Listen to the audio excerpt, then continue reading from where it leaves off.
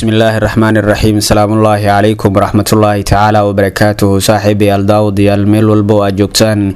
iyo si walba muuqaalkaygu idiin soo gaarayo halkaad inaga daawanaysaan waa barta aynu youtube-ka ku leenahay run sheeg. saaxiibayaal waxaad kusoo dhawaataan warbixin gaar ah aynu ku eegi doono hay-adda nabad sugidda iyo sirdoonka qarankeennisa oo lacagtii laga jartay iyo xulafadii xasan sheekh maxamuud oo ku habsaday guryihii iyo xafiisyadii ay ku shaqeynayeen saraakiisha hay-adda nabad sugidda iyo sirdoonka qaranka. caradii loo qabay farmaajo iyo fahad oo markaasi lagala duldhacay hay-adda qaranka ee nabad sugidda.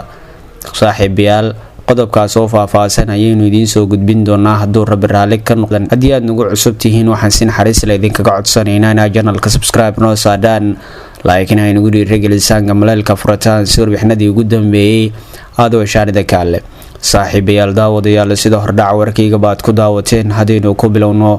hay-adda nabad sugidda iyo sirdoonka qaranka oo ah hay-ad loogu talagalay in markaasi ay qaranka u adeegto ayaa lacagtii markaasi laga jartay iyadoo saraakiishii dhalinyarada ahayd ee hay-adan muddada tababarka lagu siinayay inay markaasi qarankooda u adeegaan ayaa hadda waxay soo wajahday shaqo la-aan maadaama miisaaniyadii iyo lacagtii ku bixi jirtay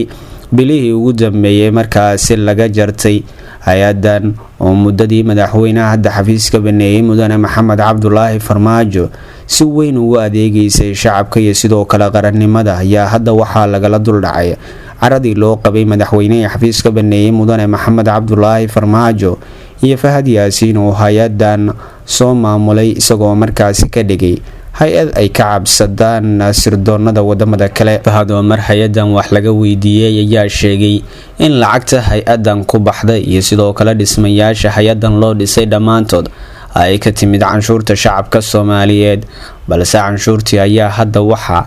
carabka u dhigtay nimanka markaasi damul jadiid iyadoo markaasi xafiisyadii ay hay-addu ku shaqeynaysay hadda ay noqdeen goobo markaasi aad moodid in lagu iibiyo qaadka, iyadoo qaarkood ay soo degeen qoysaska markaasi saaxiibadii xasan sheekh maxamuud u dhowaa. hadda xarunta hay-adda nabad sugidda iyo sirdoonka qaranka ma ahan meel shaqaysa ama meel markaasi loogu adeego bulshada Soomaaliyeed oo waxay noqotay meel markaasi xaafado caadi ah oo markaasi ay degan yihiin saaxiibada xasan sheekh maxamuud, iyada oo ciidamadii markaasi ay ilaalinayay hay-adaasi ay hadda si gaar ah u ilaalinayaan saaxiibada iyo sidoo kale qoysaska halkaasi u degan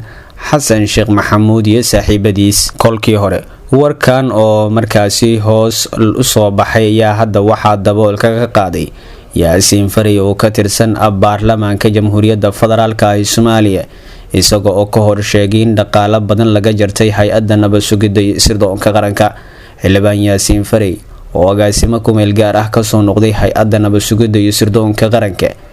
NISA ayaa baarlamaanka ka hor sheegay in hay-adaasi miisaaniyad ku filan oo ku lahayn dowladda Soomaaliya. warkan oo markii hore markaasi hoos u soo baxay ayaa hadda waxaa daboolka ka qaaday yaasiin faray oo mar soo maamulay hay-adda nabad sugidda iyo sirdoonka qaranka. yaasiin faray oo su'aal weydiiyey wasiirka maaliyadda cabdiraxmaan ducaale bayle ayaa sheegay in labadii sano ee u dambeysay ay hoos u dhacday miisaaniyadda hay-adaas oo ka hesha wasaaradda maaliyadda. yaasiin faray ayaa markaasi su-aasha wasiir bayle weydiinaya waxa uu dhinaca kale marka laga fiiriyo ay ku socotay kooxda damul jadiid kuwaasoo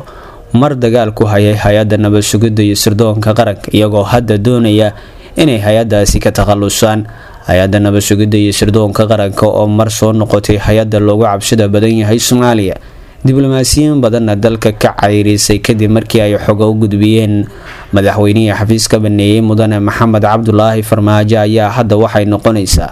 hay-ad burbur badan uu soo wajahay iyadoo hadda aan wax hadal ah laga haynin markaasi saraakiisha hay-adaasi hadda loo magacaabay. dhaqaalaha ugu badan ee hay-adda nabad sugidda iyo sirdoonka qaranka ku bixi jiray ayaa waxay kasoo xaroon jiray dekeda yaala boorka magaalada muqdisho ee caasimada dalka. fahad yaasiin oo mar laga weydiiyey wax in hay-adda nabad sugidda iyo sirdoonka qaranka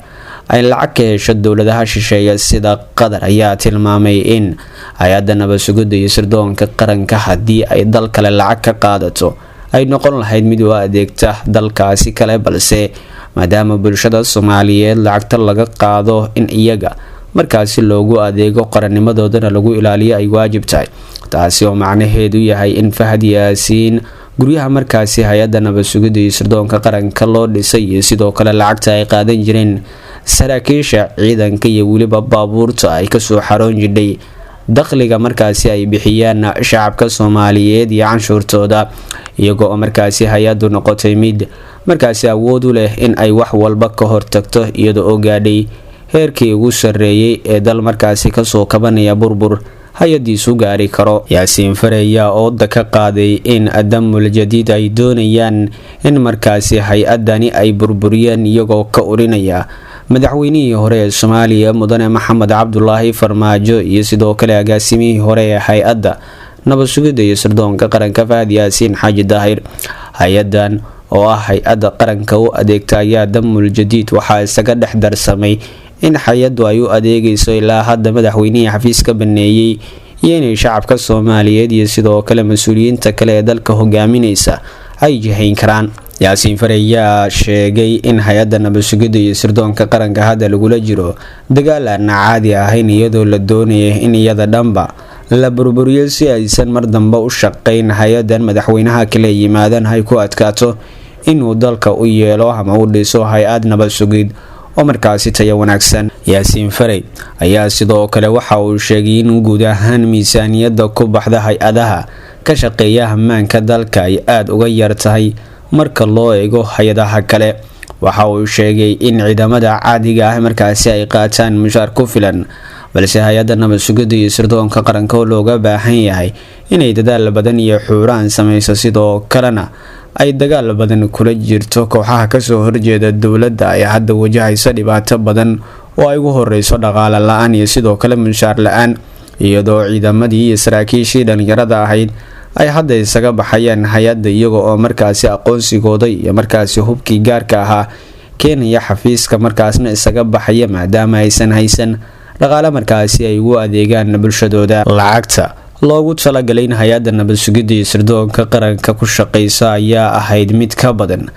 1 milyan, balse hadda xitaa ma qaataan wax u dhigma 1 milyan, xitaa wax ka hooseeya. waana arrin kale oo markaasi uu shaaca ka qaaday Yaasiin Fare oo mar soo maamulay hay-adda nabad sugidda iyo sirdoonka qaranka. saaxiibayaal, Yaasiin Fare oo sii hadlayay ayaa sheegay in sanadkan miisaaniyad ku filan aysan haysan hay-adda nabad sugidda iyo sirdoonka qaranka, taasina ay adkaan doonto haddii markaasi sidaasi lagu ansixiyo markaasi in lala dagaalamo qof walba oo markaasi kasoo horjeeda dowladda, maadaama hay-addu ay tahay mid markaasi u carabisaneyd la dagaalanka kooxaha kasoo horjeeda dowladda Soomaaliya.